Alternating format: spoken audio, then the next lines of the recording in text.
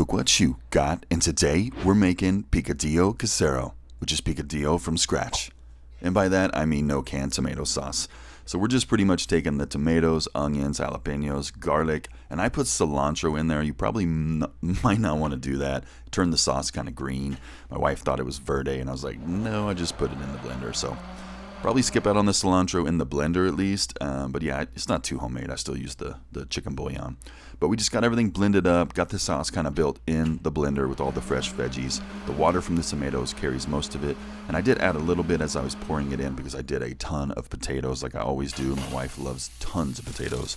We're just going to cook our ground beef down. Season it as you like. I did salt, pepper, black pepper, garlic, just your basics. Nothing crazy. Maybe onion powder in that one. And then dump those potatoes in. I tried to move them around and get a little bit of a fat tossed in the potatoes, but the pan was so full that I was like, I'm just going to have to steam this thing. We poured our sauce in, added a little bit of water, like I said, and you can see the kind of green color it's got, so skip the cilantro if you want the bright red. But either way, come out delicious. Those potatoes were nice and chewy. The sauce had such good flavor.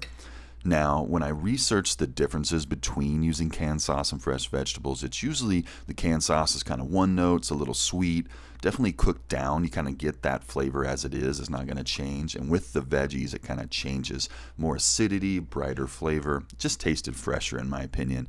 Will I do this every time? Probably not. Probably going to stick with the can because I like the taste of it a little better and it was easier. But if next time I do this, I want to try to cook down the veggies in a pan and add some layers of flavor because I could do a lot more with that. And I think that way would probably win in the end. But either way, how do you go wrong with picadillo? It's amazing.